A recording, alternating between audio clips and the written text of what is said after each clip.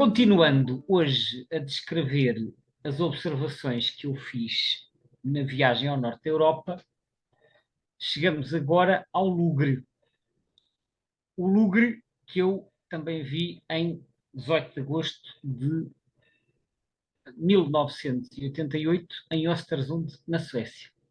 Viva Zé, bem-vindo a mais uma conversa sobre as aves Olá, do Gonçalo, estrangeiro, tudo neste bem? caso. Tudo. Então vamos falar de Lugre. Lugre que era uma ave que também era usada muitas vezes como decorativa para gaiola. Sim, o Lugre, eu por acaso cheguei a ver há muitos anos, há muitos, estamos a falar, nem sei precisar, mas há mais de 30, cheguei a ver aí para os teus lados lugres em gaiola. Os lugres provavelmente eram capturados com visco, como acontece com muitas outras aves, e as aves granívoras muitas vezes acabavam em gaiolas para cantar. O lugre, que também é conhecido por diversos outros nomes, entre os quais pinta-silgo verde, até porque o lugre é vagamente aparentado ao pintacilgo. Ele durante muitos anos chamava-se Carduelis spinus. Agora é spinus spinus, está num género diferente. Mas era Carduelis spinus, embora o nome original do Linneu, que também foi o Linneu que deu o nome a esta ave, era Fringilla spinus. Ele meteu os fringilídeos todos no género fringila, que está a andar de moto, como se costuma dizer. Depois, mais tarde, é que isto foi sendo rearranjado. E então, isto tem vários nomes curiosos. Nomes vulgares tem muitos, entre eles a badavina, bengalinha, canário da Índia, marroquino e pinta-silgo verde, entre outros. E depois, naturalmente, lugre também, que é o nome habitualmente mais usado entre a comunidade ornitológica. Bom, o lugre, como eu estava a referir, foi mais uma espécie que eu vi na Suécia, na minha viagem de Interrail de 1988, na localidade de Östersund, onde, como eu também já contei, eu e os meus colegas estávamos ali no jardim público, Portanto, onde isto tinha árvores, tudo em ambiente urbano, então. urbanos, sim, sim. Aliás, é uma coisa que eu notei também em viagens posteriores na Europa Central e do Norte. Os jardins públicos, de uma forma geral, são bastante verdejantes, o que é normal, porque lá também chove mais, e têm árvores grandes e frondosas, que é algo que no nosso país não existe tanto, especialmente no sul. No sul, como tem um clima mais seco, as árvores que nós temos ou são árvores exóticas ou são árvores de pequeno porte. No norte da Europa nós temos árvores folhosas de grande porte, que encontramos em algumas localidades do norte do país. Mesmo assim não se comparam aos jardins do norte da Europa. Portanto, são zonas de manchas verdes, com relevados ou não, com lagos ou não, e normalmente há lá bastantes aves, e como no norte da Europa tendencialmente as aves são muito menos perseguidas, são razoavelmente fáceis de ver. E foi neste contexto que eu também tive o primeiro contacto com os lugres que também se andavam ali a alimentar no jardim de Östersund. Não me recordo já se estavam nas árvores ou se estavam no chão, provavelmente estaria nas duas situações, mas como o lugre é uma ave relativamente fácil de identificar por causa daquelas combinações de amarelo e preto, e as aves estavam relativamente próximas, foi então nestas circunstâncias que a espécie entrou para a minha lista. Foi na Suécia.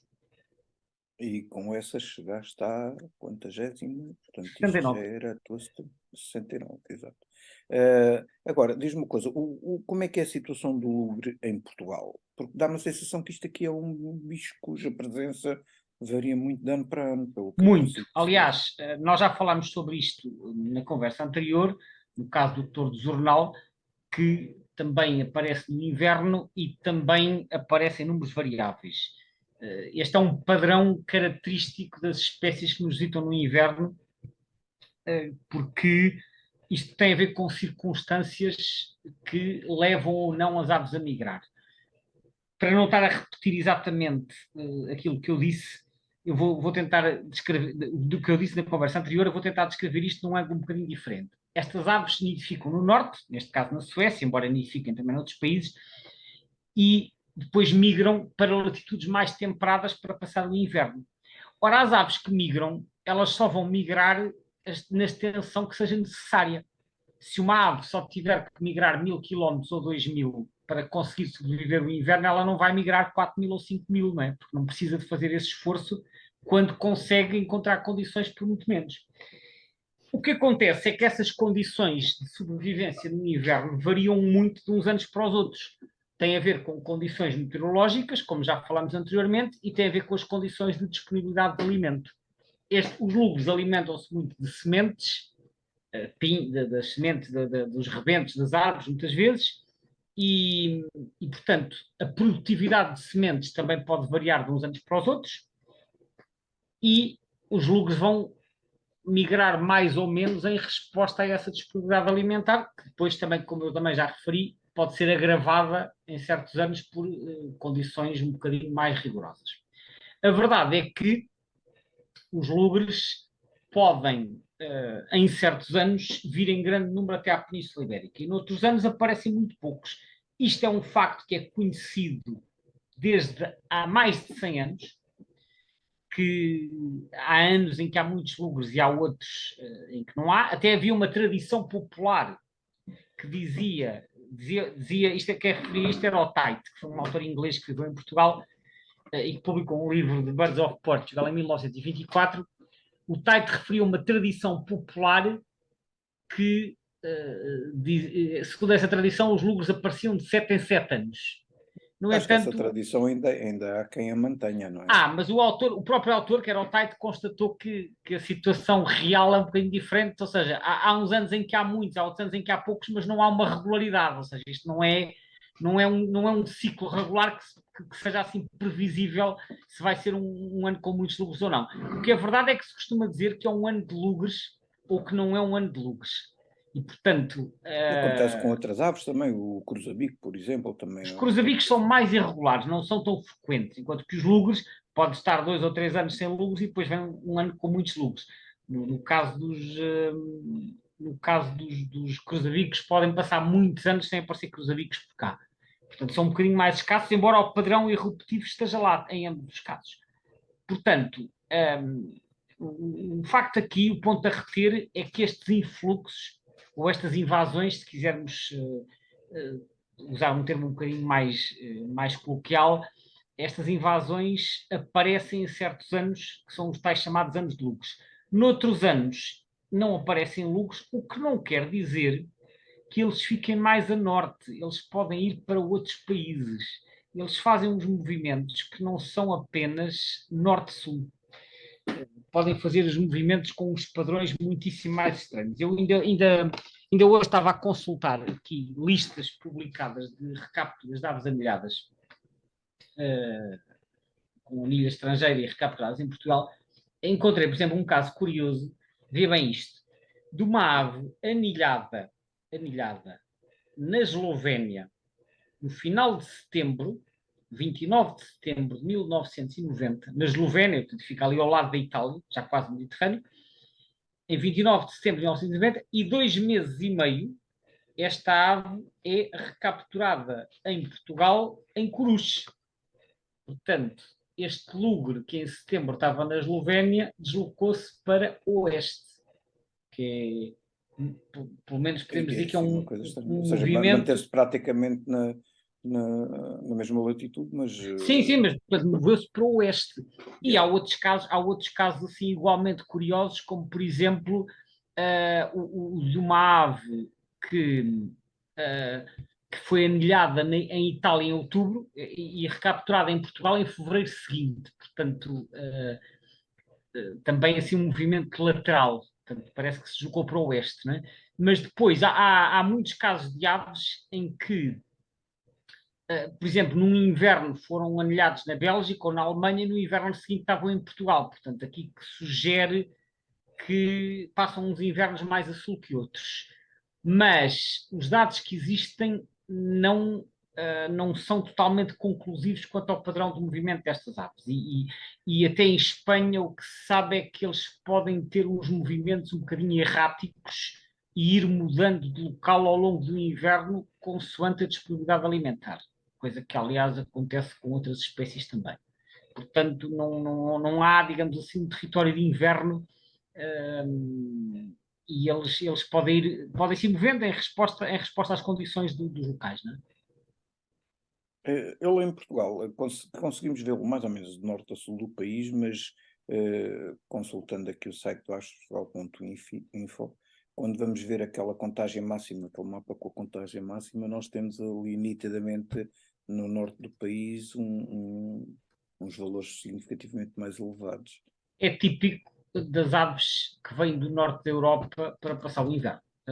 Ou seja, tal como acontecia com o touro de Jornal, que foi portanto, o tema da nossa conversa anterior, as aves vêm de norte, do norte da Europa, neste caso, vêm invernar, invernam em latitudes temperadas, muitos descem até à Península Ibérica, mas a Península Ibérica já está aqui mais ou menos no limite sul, até porque são muito poucos os que descem para o norte da África.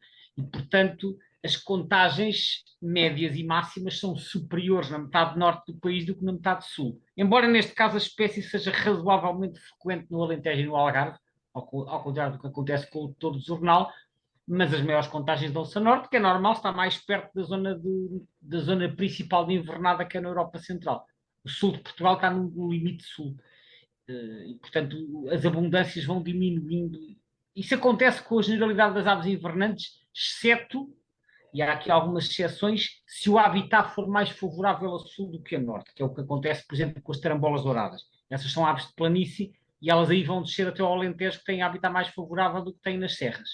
Mas, tirando esses casos em que o habitat leva aqui a uma inversão, se o habitat for favorável em todo o país, estas aves invernantes vão tender a ser mais numerosas na metade norte do país, porque, como eu dizia há pouco, não têm necessidade de migrar mais. Já encontram ali condições de alimentação. Quando passamos de Portugal para fora e começamos a olhar para a distribuição global, aqui há uma coisa que me deixou baralhado. Porque quando eu andei aqui à procura de informação sobre a distribuição global, vi, por exemplo, um mapa no Avibase, em que praticamente todo o norte da África, incluindo ali umas zonas norte do Saara, Médio Oriente e toda a Ásia, é considerado uma ave presente. No entanto, quando vamos ver, por exemplo, no eBird, o registro de observações, de facto existem algumas observações no Norte da África, Médio Oriente e Ásia, mas não tem nada a ver com a quantidade de observações que existem, nem com a continuidade geográfica das observações registadas, como acontece na Europa. Isto é uma Bom, questão, digamos, de vamos ver uma coisa. registro. No Avivase, eles pintam os países completos. Quando a espécie está presente num país, pintam a totalidade do território. Ok. E isso pode dar uma percepção errada sobre a distribuição da espécie. Por exemplo, se a Principalmente em espécie países de tiver. grande dimensão como a Sim, se a China, espécie estiver como é presente na óbvio, não é? Rússia, eles pintam a Rússia toda. Se estiver presente no Canadá, pintam o Canadá todo. Eu Ok, aí ok. sugiro os mapas do Birds of the World, que são adaptados dos mapas que estão na BirdLife. O Birds of the World é um site que requer subscrição, mas os mapas de distribuição são visíveis gratuitamente. Uhum. E de facto aí tem os mapas um bocadinho mais detalhados. E o que se vê no mapa do Birds of the World é que tem uma área de distribuição que vai desde a Península Ibérica até à China, portanto, nidificam em latitudes mais elevadas e invernam em latitudes da Europa Central e do Mediterrâneo, mas tem uma curiosidade, é que tem duas áreas de distribuição disjuntas, portanto, uma na Europa, mais ou menos até aos Urais, e depois outra que é no norte da China e no extremo quase oriental da Rússia, depois invernando no Japão e na Coreia, são dois bocados disjuntos, completamente disjuntos, mas, no entanto, a espécie é monotípica, ou seja, ao contrário do que seria de esperar quando há assim duas populações muito separadas geograficamente, neste caso não temos duas Eu acho subespécies. que isso deve ser uma questão de tempo até que alguém faça um paper qualquer a dizer que o outro é uma Pode subespécie ser ou não, diferente. mas também pode até hoje. Eu não acredito que ninguém tenha ainda investigado isso, porque normalmente essas oportunidades são irresistíveis. Pode acontecer que eles sejam tão parecidos que não se justifica a classificação em subespécies, e isto pode acontecer porque, apesar de agora estarem disjuntos, como eles se mexem muito, eles podem ter estado em contacto ou podem ainda estar em contacto de vez em quando. E, portanto, estão atualmente separados, mas poderão ter contactado no passado. E, portanto, não houve, se quiseres, um período de tempo suficientemente longo para permitir que as populações adquirissem características diferentes. Mas também ao olhar para o mapa do Birds of the World, também se nota aqui aquela particularidade de que nas zonas mais centrais da Europa tens aves que são consideradas, portanto, quer dizer, não sei se serão consideradas residentes, mas pelo menos consegues tê-las lá o ano inteiro. Pode não Exatamente, ser tens a aquela, espécie o ano inteiro, podem não ser os mesmos enquanto indivíduos. na Ásia não se verifica Não, esse tipo porquê? de Porque o que acontece distribuição. na Ásia, isso que estás a referir é muito interessante, isso verifica-se com outras espécies também. Quando tu vais pela Ásia fora, aliás, assim que chegas ao leste da Europa, começas a notar isso, o clima começa a ficar com uma continentalidade cada vez maior, e a continentalidade do clima significa verões mais quentes e invernos mais frios. Ou seja, significa maior amplitude térmica anual. Tanto que na Europa, mesmo a nível da Europa, tu tens dois tipos de clima temperado. Tens o chamado clima temperado marítimo, que é o que tens em Inglaterra, numa grande parte de França, ali na Holanda e até na Noruega, e depois tens o clima temperado continental, que é aquele que tem uma maior interioridade. O clima temperado marítimo significa verões um bocadinho mais frescos e invernos não tão frios, enquanto que o clima temperado continental tem amplitudes maiores. Ora, na Ásia, quando estamos muito longe do mar, no interior da Sibéria e daqueles países que confinam, aí temos realmente amplitudes muito grandes, mas os invernos atingem temperaturas muito baixas e são poucas as aves que conseguem ficar por lá o ano inteiro. Daí que em muitas espécies tu olhas para os mapas e vês que na Europa tens uma parte, sobretudo a parte mais a oeste, em que a espécie está o ano inteiro, mas vais para a Ásia e isso já não acontece. Pois, exato, estou a perceber a ideia. Seja como for, não deixa de ser curioso essa ausência daquela É. zona, digamos assim, onde... Agora, deixa-me só eu agora puxar aqui um outro aspecto que eu acho que vale a pena referir e que muita gente desconhece, que é a situação dos lugres na Madeira. Porque a Madeira está completamente fora da área de distribuição da espécie, daquilo que é a distribuição clássica. E aparecem E lá. mais do que aparecerem lá, começaram a nidificar e estão estabelecidos na Madeira. A primeira vez que foi detectada essa situação foi em 2002, quando foram descobertos, salvo erro, dois casais numa zona de alguma altitude na encosta sul, portanto um bocado para cima do Funchal. Se a memória não me falha, era para a zona do Parque Ecológico do Funchal, portanto já assim a meia altitude. E depois, nos anos seguintes, foi confirmada a reprodução em mais do que uma ocasião, e a espécie foi ficando por lá e foi se espalhando pelo resto da ilha. E no Atlas mais recente, isto já está referido no segundo Atlas, que foi publicado em 2008, e no terceiro Atlas, que saiu há pouco tempo, verifica-se que a espécie já se espalhou por praticamente toda a ilha. Portanto, os lugres aparentemente colonizaram a Madeira. Engraçado. Se, Porto Santo se também. este. Como? Porto Santo também. Não, Porto Santo não, porque Porto Santo é uma ilha muito mais desarborizada e muito mais árida, não tem as mesmas condições. Aliás, a fauna de Porto Santo, a avifauna, é bastante diferente da Madeira, é quase complementar. Muitas espécies ocorrem só no Porto Santo, não ocorrem na Madeira, e algumas ocorrem só na Madeira, não ocorrem no Porto Santo. É na Madeira e é só em certas altitudes. Agora, o que não se sabe é se estas aves chegaram naturalmente e começaram a fixar-se na ilha, ou se isto resulta também de fugas de cativeiro. Nós já falámos há pouco que os lugres apareciam, penso que hoje em dia não será tanto o caso, mas apareciam muito em gaiolas. Se calhar também havia na Madeira, e então poderia essa população ter-se estabelecido a partir daí. Não se sabe, isso não se sabe. A verdade é que os lugos neste momento estão claramente estabelecidos na Madeira e até se expandiram bastante do segundo para o terceiro Atlas. E, portanto, é um apontamento curioso, um facto que muita gente desconhece, embora já esteja publicado, e que eu não queria deixar de referir aqui.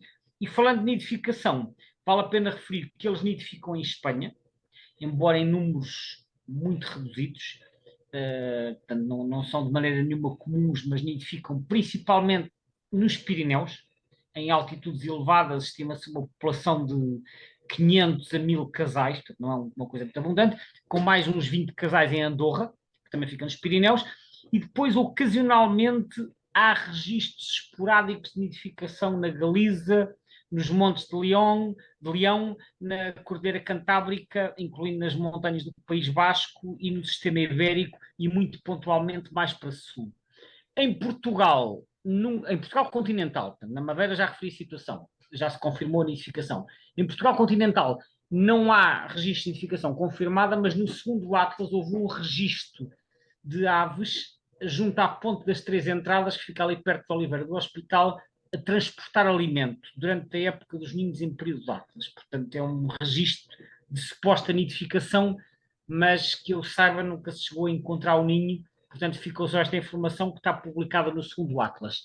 De resto, não há evidências. Sabe-se que em Espanha eles gostam de resinosas, portanto de coníferas, mas sobretudo aqui os pinheiros de Alepo e os pinheiros de casquinha, também chamados pinheiros silvestres ou os pinheiros Os mais negros, macios, não é? são aqueles que têm as espinhas mais pequenas, como acontece com os cruzabicos. Uhum. Ora, nós cá temos sobretudo os pinheiros bravos e os pinheiros mansos, que têm sementes muito mais rijas e que já são muito mais difíceis de abrir, e isso pode, digo eu, é uma suposição, mas pode ser uma das explicações para o facto de haver mais casos de nidificação em Espanha, até nas nossas latitudes, do que em Portugal. Agora, não quer dizer que após um ano de enorme irrupção não haja registros esporádicos de nidificação de lugre, nomeadamente nas serras do norte, onde há também pinheiros de casquinha, como seria o caso do Jerez ou do Montezinho. Mas seria pontual, porque nós temos mesmo no limite solidário de distribuição normal da espécie. Antes de terminarmos, que já estamos aqui a chegar ao fim do tempo, mas há bocado referiste a situação da Madeira e quando nós olhamos para os registros no eBird, também aparecem alguns registros nos Açores, mas aí então sem nidificação. É Sim, isso? isso devem ser aves de expressão, que aparecem no inverno e que se calhar se perderam no Atlântico. Eles também aparecem nas Ilhas Canárias de vez em quando, portanto, em anos de irrupções eles podem chegar um bocado mais longe, mas nos Açores não há qualquer evidência de identificação. Portanto, na Madeira é que há esta situação, que é relativamente recente, como eu disse, o primeiro caso é de 2002, mas atualmente estão bastante bem distribuídos por toda a ilha. Aliás, eles nidificam em árvores introduzidas, como pinheiros e faias europeias, portanto é uma ave que tirou partido das alterações da vegetação que existem na ilha, porque se calhar se fosse só a floresta de Lau e Silva não se tinham estabelecido, não sei. Mas que colonizaram a ilha, neste momento não há grandes dúvidas. Sim, senhor. Olha, muito obrigado, Gonçalo. Foi mais uma conversa. Desta vez, então, tivemos a discutir o lugre e deixamos, então, para a próxima conversa. Temos aqui muitas mais pela frente. Temos, e Gonçalo. vamos continuar ainda pelo norte da Europa durante mais algumas conversas. Sim, senhor. Muito bem, É bom porque obrigado. vamos ouvindo falar de espécies que se calhar não são tão frequentes por aqui, não é? Portanto, é interessante. Claro. Obrigado, Gonçalo, mais uma vez. Até à próxima. Até a próxima.